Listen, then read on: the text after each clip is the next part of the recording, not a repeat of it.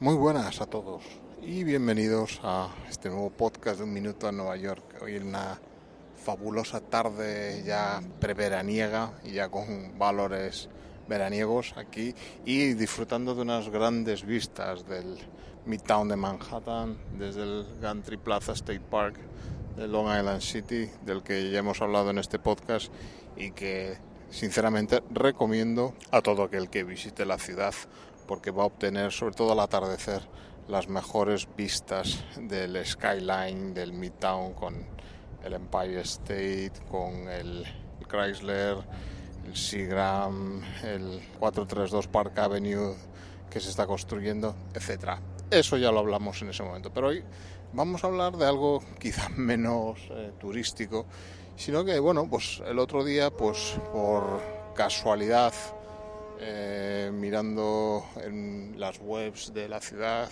unos datos que necesitaba, me encontré con una nota de prensa, ya es una nota de prensa del 2014, de marzo del 2014, en el que la ciudad se hacía eco del último censo de los Estados Unidos, en el que se dice que la ciudad de Nueva York alcanza una población récord de 8.405.837 habitantes. O sea, ya una dimensión ya de megápolis importante.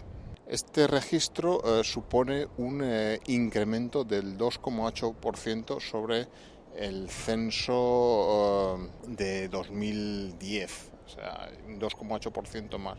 Y cada uno de los 5 boroughs o barrios o distritos de la ciudad han registrado incrementos, ¿no? Tanto Queens como Staten Island han registrado récords parciales, ¿no? Y el cambio más grande pues se ha dado en Brooklyn, donde la población ha crecido un 3,5% o 87.400 habitantes, seguido de Queens con un 2,9%, Manhattan el 2,5%, el Bronx con 2,4% y Staten Island con el 0,8%, es decir, 3.900 personas más. Todos estos números que os estoy diciendo, pues aparte, pues para resaltar un poco la dimensión que ha adquirido esta ciudad, de la que seguramente todos ya conocéis, ¿no? No os estoy contando nada nuevo, pero en esta nota de prensa emitida por la ciudad, por el ayuntamiento, pues se incluye pues unas observaciones, ¿no? La interpretación que la administración municipal emite, ¿no? Y dicen que, bueno, pues que estos incrementos de población subrayan la necesidad de acelerar e incentivar la creación de viviendas para todos los neoyorquinos, ¿no? Algo en lo que esta administración y el alcalde, dentro de su mandato, se están centrando con un objetivo de proveer de 200.000 apartamentos asequibles en el periodo de los próximos 10 años, ¿no? Según ha emitido pues la Comisión de Planeamiento del Ayuntamiento. Esto me lleva a hablar o unirlo, el tema que el Ayuntamiento recalca sobre la necesidad de la vivienda, con que la fecha de hoy es 14 de junio, mañana 15 de junio es una fecha importante a nivel del mercado inmobiliario y de la construcción en Nueva York.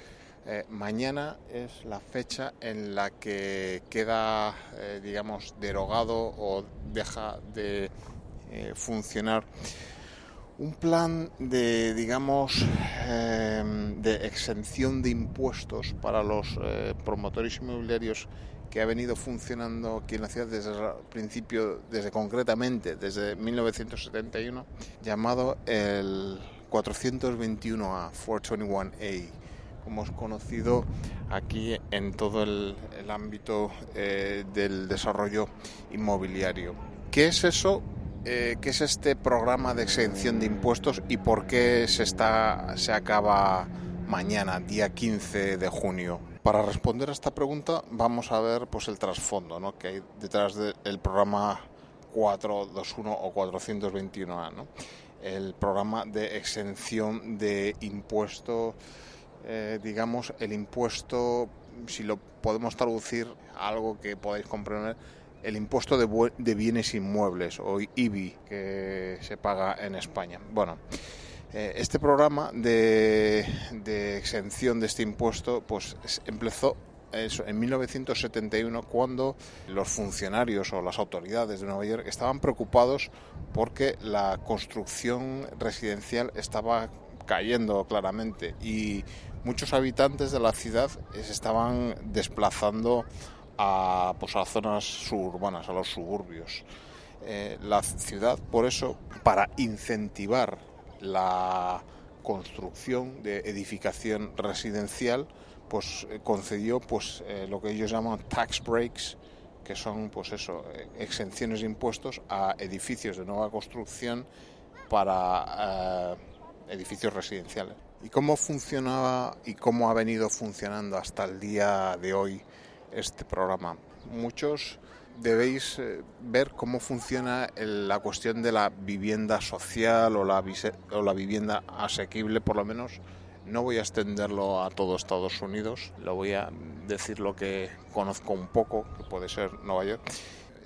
Mientras que en España pues vemos promociones de vivienda social, precio tasado, precio limitado, como queráis llamarle, las distintas modalidades, donde se construye un edificio donde todas las viviendas reúnen esas características, ¿no? Son promociones enteramente dedicadas a la vivienda social, tanto de promoción pública o de promoción privada, pero con los precios limitados, ¿no? Mientras que aquí el modelo es el de mezclar en una misma promoción, un mismo edificio, viviendas a precio de mercado con viviendas asequibles o de precios tasados. Eso, el fin que tiene esto es el de buscar una mayor integración social. Esa es la teoría. Ha habido mucha polémica, ¿no?, sobre las diferencias que se pueden producir en un mismo edificio entre las calidades de unas viviendas u otras, pero ese es el modelo que se sigue aquí. Entonces, el programa 421A, para que los promotores se puedan acoger a él, establece que, en varias modalidades, ¿no? Si quieren estar 10 años libres de estos impuestos, pues realmente los promotores, para conseguir una exención de 10 años en este impuesto, probablemente no tenían que hacer gran cosa para conseguirlo, unos ahorros muy grandes, ¿no?, a lo largo de estos 10 años.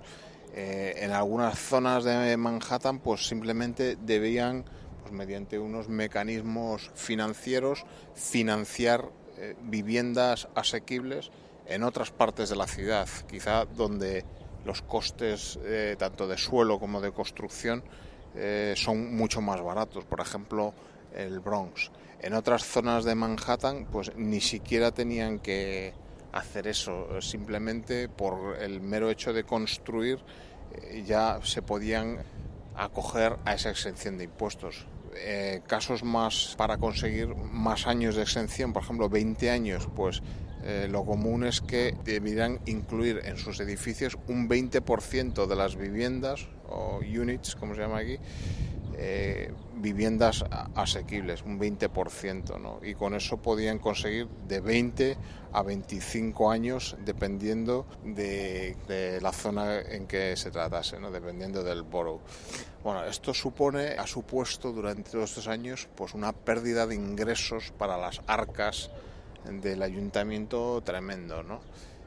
Algo que los políticos y muchos grupos sociales vienen denunciando, que está suponiendo una pérdida de dinero para la ciudad en general y que va en contra de la idea de redistribución de la riqueza que estos promotores inmobiliarios están obteniendo y que no se está redistribuyendo correctamente con el resto de la sociedad y de la ciudad. Podemos llegar a ver casos sangrantes, ¿no? Como estoy viendo yo ahora desde aquí. Tengo unas vistas privilegiadas y estoy viendo este edificio del que se ha hablado siempre, ¿no? El 432 de Park Avenue, el que va a ser, creo que hablé en un podcast anterior, va a ser quizá el segundo edificio residencial más alto de Estados Unidos, esa torre prismática de Rafael Viñoly. Y un día, hablando con un compañero de trabajo sobre este tema, caí en la cuenta, me contó que este edificio, un edificio destinado a ser ocupado por multimillonarios globales, gente, ya no te digo estadounidenses, ya es gente, millonarios globales, ¿no? Adquiriendo estos apartamentos de lujo, penthouses en la parte superior, vendidos a precio de hasta 150 millones de dólares, todos estos edificios que están rodeando Central Park. Y resulta que los promotores de estos edificios están acogiéndose a un programa de exención de impuestos cuya génesis inicial había sido la de fomentar la construcción de edificios residenciales, ¿no? Y que, por estos recovecos legales que tenía el programa, han comprado una serie de certificados para construir a cambio vivienda asequible en otros distritos, como os decía, por ejemplo, Bronx es una práctica muy común, y con esa exención de impuestos se están librando de millones de dólares de impuestos a la ciudad, construyendo ese edificio destinado a megamillonarios, ¿no? Es algo que salta a la vista como algo totalmente injusto, y que el alcalde, la administración de Bill de Blasio, desde que ha entrado en el ayuntamiento, viene denunciando, ¿no?, como injusto, y por eso queda suspendido a partir de mañana, 15 de junio, aquí en la ciudad de Nueva York. El Estado tendrá que reformar ese programa.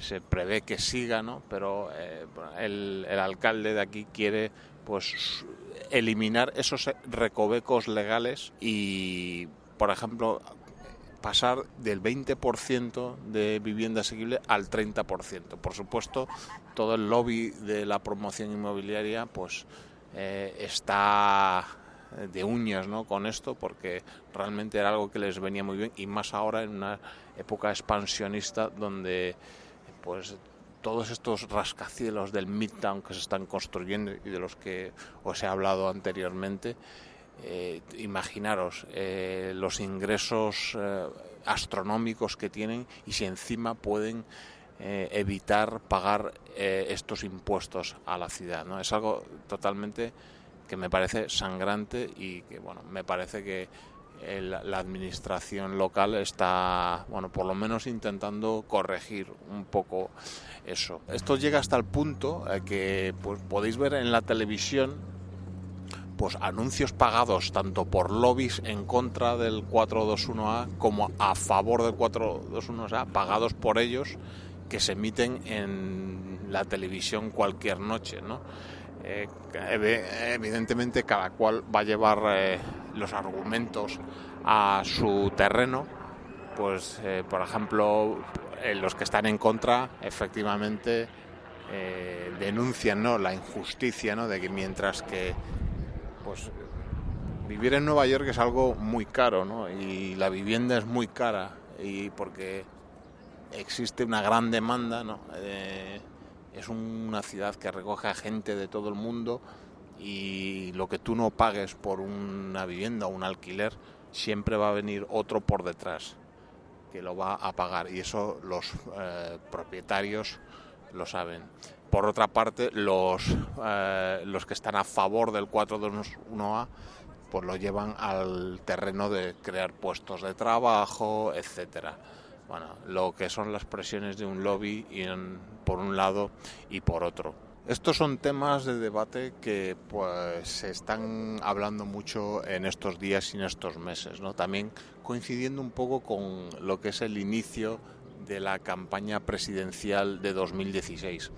Ayer precisamente, justo delante de donde estoy, en la isla Roosevelt, en el monumento a Franklin Delano Roosevelt, inició su campaña presidencial como candidata, primero como candidata a ser nominada por el Partido Demócrata, Hillary Clinton, y parte el discurso que dio como arranque de su campaña como candidata a la presidencia, pues fue la de que Estados Unidos digamos que está saliendo de la depresión, ha salido de la crisis económica, se está creciendo, quizá no tanto, ¿no?, como se esperaba, pero en todo caso está creciendo, y lo que ella decía, y muy en la línea de lo que siempre está diciendo Barack Obama, es que ese crecimiento tiene que ser repartido, ¿no?, entre todos los ciudadanos. No puede ser que el 1% esté ganando de esa recuperación la mayor parte, mientras que el resto de la ciudadanía lo vea pasar por delante de sus ojos. Pues todo este tema de la exención de impuestos a estos desarrollos inmobiliarios está metido dentro de este contexto político, ¿no?, de intento de redistribución de la riqueza un poco más justo, ¿no? Es un debate político muy interesante, ¿no? A veces yo veo cuál es el discurso político en España y en ningún momento oigo poco el hablar de eso, de redistribución equitativa de la riqueza, y que aquí en este país, que es digamos calificado por muchos como cuna del capitalismo salvaje, aquí en Estados Unidos se está estableciendo ese debate, ¿no?, de temas importantes de quién tiene que acaparar la riqueza, quién no debe, cómo debe redistribuirse, ¿no? Creo que es un debate mucho más progresista que el que estamos escuchando en Europa en muchos casos. Muy bien, pues con este podcast que hoy se ha salido un poco de la línea de hablar de atracciones turísticas, cosas gastronómicas, visitas, historia, vamos a dejarlo. Pero entenderéis que existe como una visión, creo que a veces una visión muy sesgada de Nueva York. Quizá pues es la visión que el turismo quiere darte de la ciudad, y es una ciudad que en cuanto profundizas un poco es muy significativo descubrir los movimientos sociales que se están produciendo en general en Estados Unidos, porque creo que es la ciudad que va un poco a la cabeza del país en todo, y es un buen referente para comprender la idiosincrasia y los problemas que hay. Si bien pues tampoco puede ser tomada como un representante fiel 100% de lo que es Estados Unidos, que es un país continente, ¿no?, y con una tremenda variedad social. Muy bien, pues espero que este podcast no os haya aburrido demasiado. Volveremos con otros temas más ligeros otros días, que los hay y están ahí en la recámara del podcast. Y como siempre, con esta impresionante vista del skyline, con las Naciones Unidas delante, el Chrysler, el Empire State, el Seagram, al fondo el Bank of America. Me despido hasta el próximo podcast. Un saludo.